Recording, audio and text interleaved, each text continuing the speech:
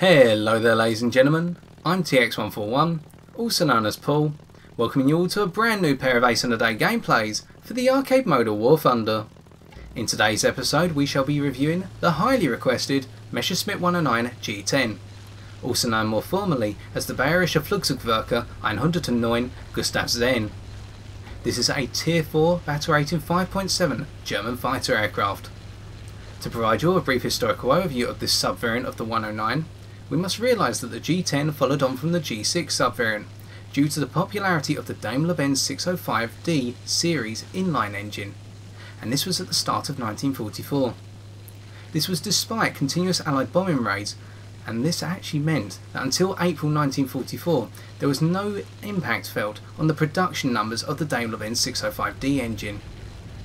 To capitalise on this then, the G10 was centred around this engine, with production of the Messerschmitt 109G switching to the G10 from the G6 as of the start of the spring of 1944. This engine standardisation meant that the G10 fielded the Daimler-Benz 605DB inline engine with 1,800 horsepower for its output, and it also had access to the methanol water MW50 engine injection.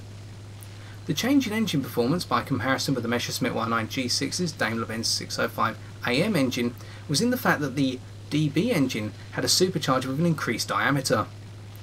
The plane was to be armed with the same standardised armament as the G6, two 13mm MG131 machine guns with 300 rounds per gun mounted above the engine in the nose, and the option of one of two Motorkannone, either the 20mm MG151 with 150 rounds per gun, or the 30mm MK108 with 60 rounds per gun.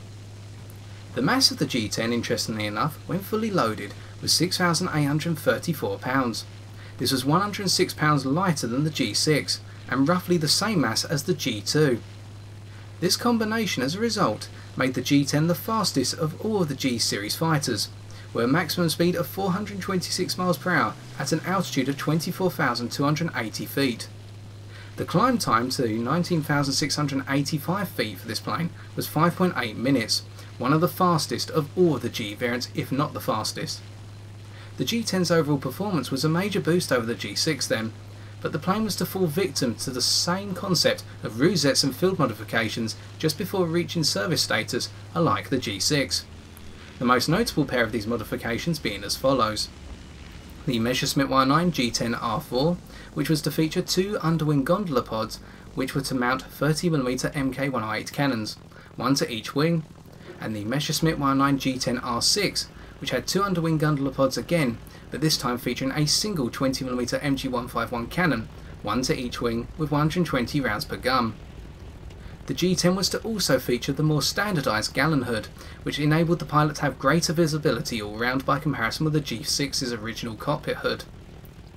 Therefore, the G10 was enjoyed by its pilots up to the end of the Second World War, but we should note that it fell victim to the same lack of standardisation as its predecessor, the G6, and its successor, the G14.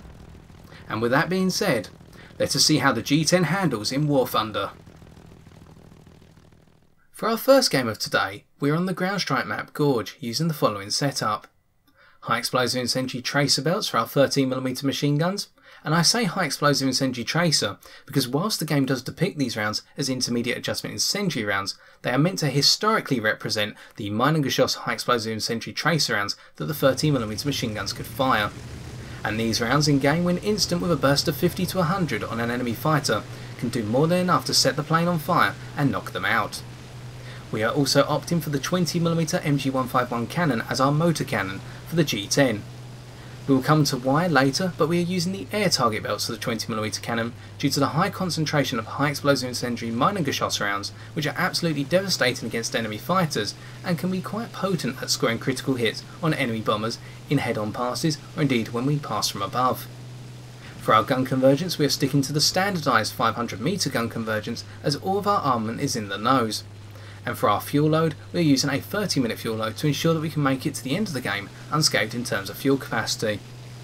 We should note here we are not using any of the rosettes and kits, and we will be for the second game, but personally I prefer not to have them, and we will come onto that a little bit later. We have started off by showing how powerful the G10's climb rate is in short bursts. We have managed to get up to approximately 4,200 metres before looking down on an enemy Corsair. We're not sure if they are coming up towards us or going for one of our friendlies down below, so we decide to dive on them as we clarify that they are not going for us. Our second burst makes its mark and knocks off one of their wings, but we have to consider they may have taken some damage from our friendly fighters below us, and so that is not truly indicative of the firepower of the G-10 from the outset. We then go head to head with an enemy G6, snap rolling out of the way, and the G6 wastes no time on us, but goes forward and goes head to head with one of our friendly LA7s. They knock the LA7 out, and as we come around we can see that we are already gaining on the G6. This is due to our higher top speed and indeed our greater overall engine power. It's at this point that we could chase after the G6 and force them into the ground, but instead we decide to stay up, as we have a number of enemy fighters going for higher altitude pursuits, and we must escort our friendly bombers first and foremost. It is as we climb here that we can reflect on why we have opted for the 20mm cannon in the nose rather than the 30mm. I personally feel that the 30mm cannon in the nose of this plane would cause it to act like the G6. You would make it a more linear plane which optimises the concept of hitting larger targets, i.e. enemy bombers, and striking opponents in very straight lines, especially with the lower muzzle velocity of the 30mm cannon, which is offset by its high fire rate. It is a bit hit and miss at longer distances, the 30mm cannon, and because the G10 is significantly more manoeuvrable than the G6, I personally prefer the 20mm because I know when I have a shot onto an enemy fighter, I am more likely to hit the target, especially at distances of approximately 300 to 600 metres, than I am with the 30mm. I find that it is just as much luck as actual accuracy with a 30mm that allows me to score fighter kills. As we look around we can see another Messerschmitt 109 coming down towards us. It is another G if I remember correctly at this point, and we can see as we break underneath them that they are going to overshoot slightly, missing their first burst and then trying to follow pursuit. But we see it's a G6, and we now highlight the superior manoeuvrability and engine power of the G10 over the G6 in one go. As we come out behind them, we decide to lift our nose up a little bit and let the G6 pass up. We open fire, but we just cannot provide enough lead as they break over the top of us, with our friendly G14 also interdicting into this fight. It's no matter, we can level out once again and put some more rounds in, being careful not to strike our friendly G14, but we achieve another hit on the left flap of the G6 as they begin to push towards the ground. It's at this point that they go into a sharp snap roll, and whilst we are the more manoeuvrable plane than them, we decide not to pursue, simply because we would lose all the altitude that we have fought so hard to gain. As we break up we look around and notice an enemy P-51 and a couple of other enemy fighters pursuing our friendly Wellington. We also pick up on the Typhoon pursuing our friendly bombers just above us, and it's at this point that we decide to pursue the Typhoon and intercept them, simply because, as we will now see, the acceleration of the G10 is alright when it is not using WEP. However, when it is in level flight and you engage the WEP or the methanol water 50 injection, this plane really accelerates quickly. And this applies from speeds in excess of 300 km an hour all the way up to approximately 500 km an hour. We realise soon that a friendly 109 deals with the Typhoon. It's unfortunate, we would have liked to have intercepted the Typhoon as they stalled out, but we go for a climb once again. And we can see that with increasing altitude the performance of our engine does not drop off, or at least not significantly enough for us to make a comment about it. We are now up at 5,500 metres altitude and flying along just as we would at 3,000 metres. In terms of altitude ranges then, this plane performs very well with increasing altitude, and you will find at approximately 7,500 metres altitude that the controls begin to lock up a little bit, but not to the extent that a number of the lower altitude fighters such as the Focke-Wulf 190A8 would. This means that the G10 remains competitive when going up against those fighters who really push for altitude.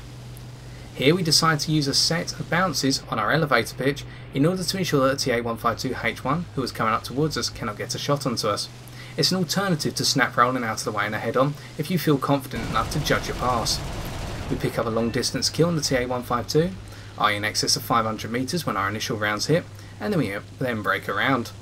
We can see a B-17, a P-51 and two Spitfires, with one of the Spitfires, most likely a Griffin engine Spitfire, making sure to keep their distance from us but probably keeping an eye on us. We are a fast plane, but we are not as fast as the Griffin Spitfires, and that needs to be remembered first and foremost. And they will be your main adversaries in the G10 when you have it in the configuration without any of the underwing gun pods.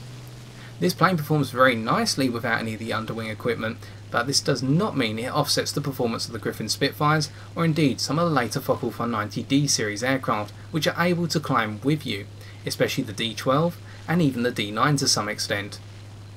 By comparison with other aircraft at the battle rating, the Yak-9 UT, this plane will be able to outclimb it significantly, and indeed the Japanese fighters such as the Ki-84 Otsu will be able to climb with the G-10, but only up to an altitude of approximately 5,000 metres, and the M1K2 will not be able to climb with this aircraft, meaning that the climb rate of the G-10 holds up rather well, but it is not the best in class technically. When we say it holds up well, we mean that it is going to be very rare, as we practically reiterated earlier with our initial climb, that this plane will not be outclimbed by its adversaries by a margin of say 500 metres or more in an initial climb, or if the two planes are climbing side by side. Here we come around on the Spitfire F Mark 22 and kill their pilot, as they try to break underneath us. We needed to make that count because if we did not get them, the Spitfire would have been able to break round on us and we would have had a limited capacity of maneuverability to try and win the upper hand. Those are the danger points in my opinion against the G-10, the Griffon Spitfires, because they can match you on performance if not slightly surpass you in terms of climb rate, definitely in terms of turn circle and in terms of straight line speed. Additionally, what we should note by comparison with say a Focke-Wulf 190 D13, the D12 or the D9, is that the G10's dive capabilities are nowhere near as good in essence, or at least in my opinion. What's the reason for this? Well, the ailerons begin to lock up at approximately 650 km an hour, and they lock up gradually, but you will feel it by the time you hit 750 km an hour in a dive. We begin to dive down on an enemy Messerschmitt 109 here, who seems more interested in the Messerschmitt 109 on our team chasing them, so we decide to knock this K4 out from above. We score our initial hit and rip their right wing off completely, meaning that we are now sitting on 4 kills. We could see in the dive there that our elevator control and our ailerons began to lock up a little bit, but we will see this more and more as our games go on, that the control surfaces above 650 km an hour begin to seize up to an extent. The only one that does not is the rudder. The rudder is very powerful in the G10, not to the extent of some other aircraft you may have seen. To give you an example perhaps, the Zeros with their very strong rudders, or indeed some of the Spitfires with their potent rudders such as the Spitfire Mark 5C. But the rudder on the G10 is more than enough to allow you to come around quickly onto targets, as we can see here as we begin to dive down on an enemy Typhoon. As we surpass 700 km an hour here, we will see the control surfaces lock up. We score a critical hit on the Typhoon, setting the wing on fire, and we then score another hit on their left wing, setting that on fire and picking up our ace in a day. But we could see how we had to be gentle with our controls to make sure that we did not overcompensate. This is something to be careful of, because when you are in a dive at speeds of 700 km an hour in say a Focke-Wulf 190 D9, you still have the capacity to roll with your opponent and use your control surfaces to 100% capacity. With the G10, this begins to drop away gradually, not to a huge extent, but to the point where you will have to be careful. To avoid repeating ourselves then, where exactly do the control surfaces come to life and how do they stack up as we go head to head with an enemy Focke-Wulf 190? It's most likely a D9 or a D12 and we score some head on hits. We verify it's a D9 as they pass over us and we begin to come around using our powerful rudder to ensure that we can turn inside them. The D9 breaks up and goes over the top of us, and we can try and score some shots here, but our aim is going to be a little bit off for today. Probably just having some issues personally, but we are scoring some hits with our 30mm machine guns, but not enough to bring the D9 down. The D9 breaks under us and goes into a dive. At this point we avoid pursuing simply because we're above the enemy spawn, and this would be suicidal. We see a Messerschmitt 109 on the enemy team climbing up towards our friendly B-17 round the back of the map, and we are keeping our eyes on the D9 below us, and also looking towards anything else. We're about to see the D9 come charging up towards us, and this is where we talk about the concept of the D9 being able to climb with the G10. Yes, we have to weight the fact that the D9 has come out of a much steeper dive than us, and as they come up to 770 metres behind us, we begin to use our rudder to balance ourselves out. The D9 opens fire at 600 metres, probably trying to get a little bit closer into their convergence, but misses the shot, and now we balance the plane out on the rudder.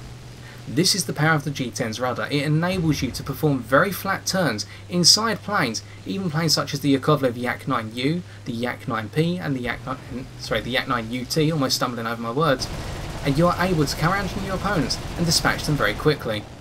Here again I am missing on the D9 and I've had enough.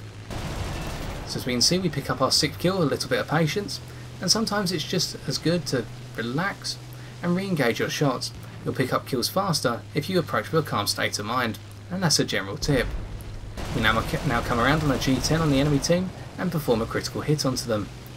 We can see that they are practically limping in midair, and with our 5 cannon shots left we're going to have to use our 13mm for the rest of this.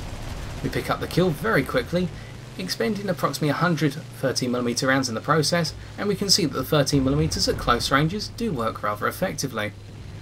We look around, and with our final kill in the bag for this game, and the enemy airfield destroyed, we now realise that it's time to just enjoy the sights and let the game come to its conclusion. And hopefully this has been a demonstration of how powerful the G-10 is up at higher altitude when it is in its purest form, i.e. without any modifications to it, the resembles, and also with the twin 13mm and 20mm cannon armament. We now begin to perform a set of roll manoeuvres, and we should quickly come on to the fact that when we were talking about our control surfaces, as we were before we went head to head with the D9, the roll rate of this plane is decent. It's reasonably high, nowhere near as close as that of say the Focke-Wulf 190s, but it is comparable to say that of the clipped wing Spitfire, the Spitfire Mark 16, or indeed planes such as the M1K2, with the problem of the fact that the roll rate begins to lock up in excess of 650 km/h as we discussed earlier. We open fire on an F-82E but achieve nothing as we roll into our post-game stats.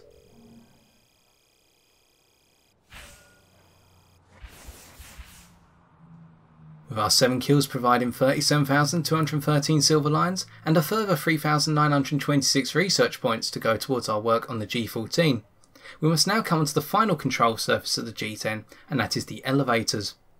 The elevators, or indeed all the control surfaces on the G-10, are much alike those on the G2.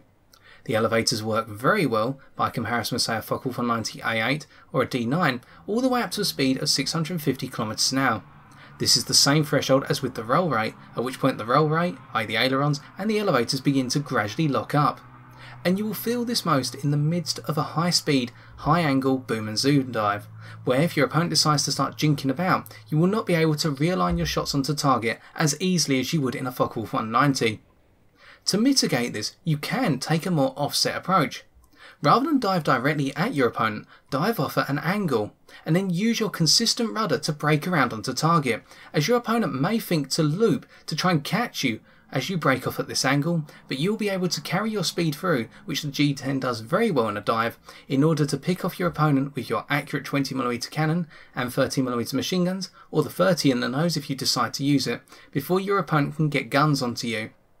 And we can see, by comparison to the rest of our team, we came fourth, because our setup of 2 13s and a single 20 all based in the nose is optimised for the interceptor role, but not for intercepting enemy bombers, but the enemy fighters that try to fight up high and using energy tactics to cut them down when they still out below us. We saw that in particular with say the TA-152, the Messerschmitt 109 below us, the K4 who we dived on, and the Spitfire F Mark 22 who we managed to catch after they knocked out one of our friendlies before they could come around and go head to head with us. Things would have been very different if we did not have the speed to catch up to that Mark 22 as we would have not had in the G6. It's time for us then to move on to a game featuring some of the resembles. For our final game of today, we're on the ground strike map Cliff Coast using the same setup as before.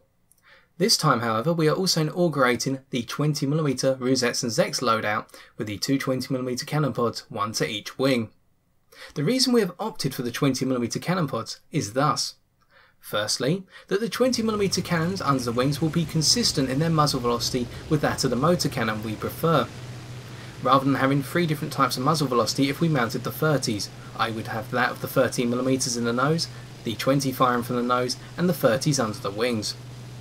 Our second reason is because of the recoil effects, and this is especially true when you are firing at a target when your speed is below 375 km/h.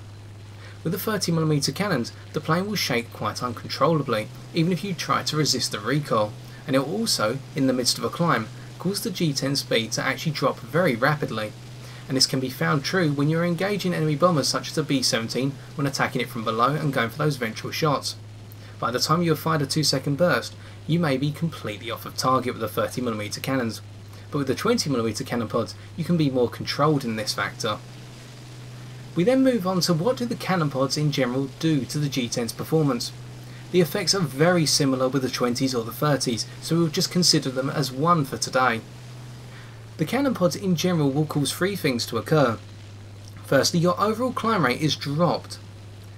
If a pure G-10, i.e. one with the nose mounted armament only, can climb 1000 metres, a G-10 with cannon pods will be able to climb 800 metres in the same climb angle and starting speed, etc. and this causes a huge offset, as we can see here, as an enemy Spitfire, we're not sure which type they are, has managed to climb up and get slightly above us already. Yet with the clear-cut configuration G10 we would have at least been able to match them. And the same factor applies to a Messerschmitt 109 G14, approximately off to our 5 o'clock, or 4 o'clock in this case. This is already showing how the climb rate of the G10 is impacted with this additional armament. The second trade-off you have is the overall stability of the plane. When you are using the rudder, as we can see here, it takes a little bit longer for the nose to come about, and when it does, at low speeds especially, i.e. 250 km an hour or less, you will find that the G10's nose wobbles a bit and the rudder takes a little bit longer to come back to its neutral position. And this is all due to the additional mass that is given to the wings of the plane. And when you have got the nose down, this is exacerbated to some extent, although we will see that a little bit later. The third trade-off then is the plane's overall stability. We have talked about the rudder being used and how that affects the stability with the cannon pods, but the stability of the plane in general and its control surfaces, how they handle, begins to be altered. The elevator becomes heavier, but that of course would go with the fact that you've got additional mass towards the front of the plane. And it means in general it takes longer to perform manoeuvres. We decide to go head to head with the Messerschmitt 109 G14, the one we were talking about earlier. Opening fire at long range, we achieve a grazing hit, and we are fortunate enough to snap right underneath them and let them come about. We have the ability to pick up speed as we're going into an initial shallow dive as the G14 comes about, and we just want to pull distance away from them enough so that the Spitfire that is up at higher altitudes does not decide to intervene in this encounter. We feel confident that even with our additional mass in the cannon pods, we will be able to outmaneuver the G14 using our rudder. As we pull a little bit more distance, we see that the enemy Spitfire has finally broken away and it is time for us to act. We're biding our time, making sure that our speed has built up enough, and now we come around on the rudder and elevator. At this point we go underneath the G14 and then brake the other way to ensure that they miss with their initial burst. At this point the G14 overshoots, and we can use our heavier mass here to actually cut our energy a little bit further. As the G14 now comes out and we try to get a snapshot. To no avail unfortunately, but now the G14 has to make a wide arc turn as we come around on our rudder. We can see already how the plane is handling a little bit heavier thanks to our cannon pod armament, but eventually we will be able to get our shots onto target. We miss a good portion of our initial burst, but our second one makes its mark, meaning that we've just picked up our first kill for this game.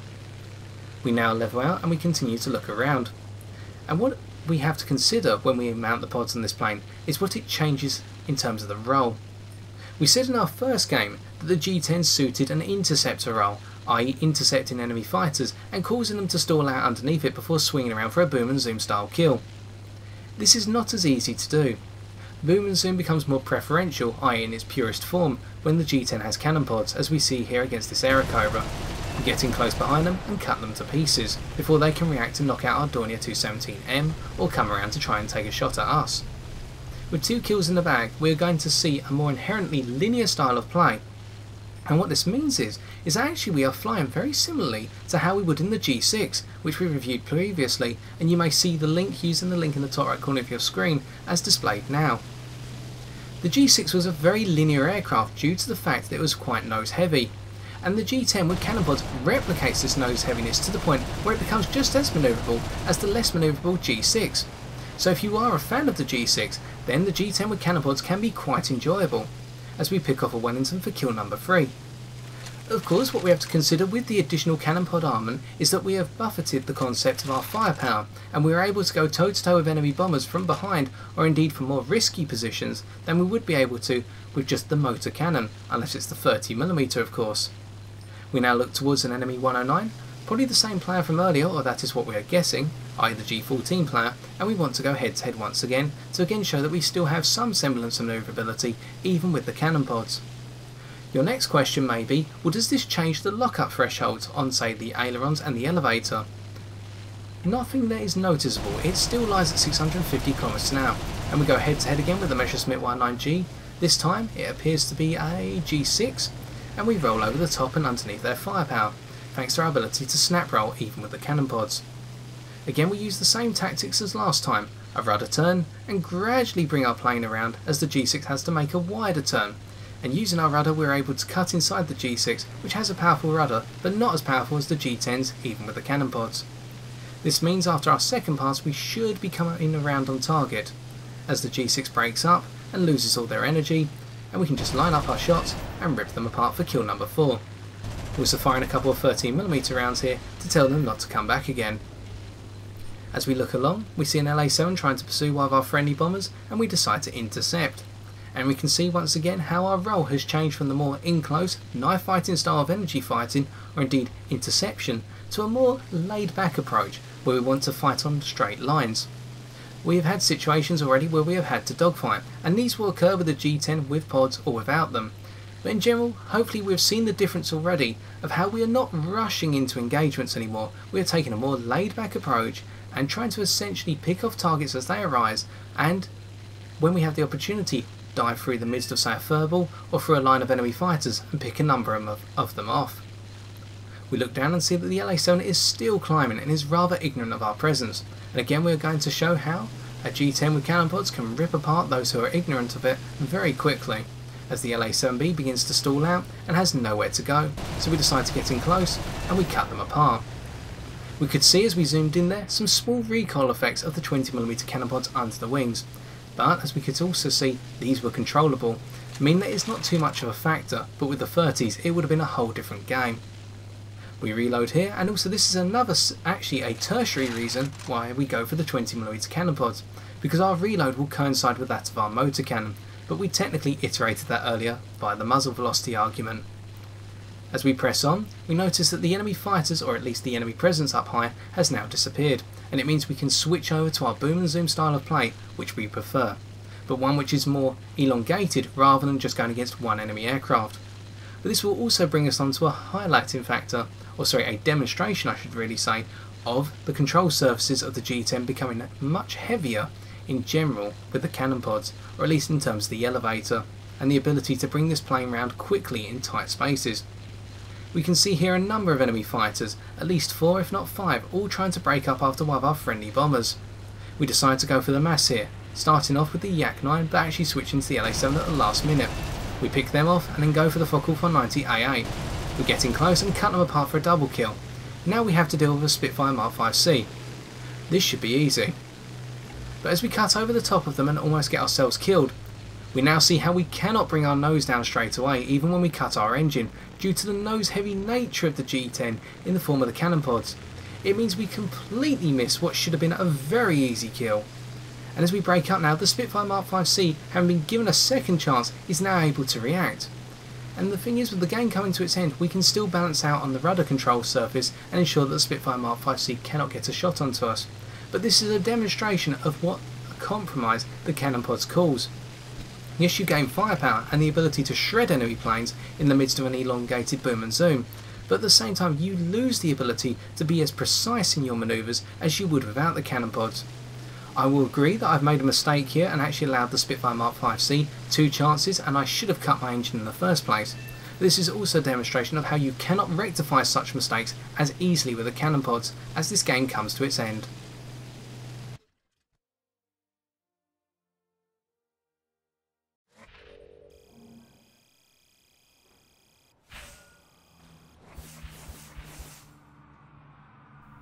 Again, we can see how our 7 kills allowed us to obtain 36,667 silver lions and 3,790 research points. We now come on to the question of how one can defeat the G10 in a given matchup, and to do so you can take one of 2 approaches. The first one is to get in close and outmaneuver it, following a snap roll and a head-on. Planes such as the Spitfire or the K-84 embody this very well. The alternative is to outrun it in the midst of a dive, or lead it up to higher dive speeds in order to force the control surfaces of the G10 to become heavy at a speed of 650 km an hour or more, and then force the G10 pilot to overshoot by the means of a tight manoeuvre. Planes such as the Tempest Mark V and the Focke 190 D9 embody this very well. The trick is essentially, if you are on the back of a G10 in these planes, to stick behind it and force the pilot down to lower altitudes, as they will have to level out or risk going into the ground thanks to their heavier control surfaces. But nonetheless, we have seen with these 2 games how the G10 is consistent whether it is using gun pods under the wings or not, with the gun pods providing a more lean back, boom and zoom approach versus the precision high altitude interceptor approach when you do not have the cannon pods. And in this second game we came 5th by comparison to the rest of our team. If anything, the G10 is a semblance of the G2. Many would say that this is a return to form of the Messerschmitt 109 G series fighter, and is ideal for those who enjoyed the G2 and want to maintain the maneuverability with a much more powerful engine that works well in excess of 4,000 meters altitude up to 7,500 meters altitude, and at a speed range of 350 to 550 kilometers an hour. And so I've been TX141, and if you've enjoyed this video, why not leave a like, comment or subscribe for future War Thunder videos on my channel. Yet until next time, ladies and gentlemen, take care and good luck in the skies.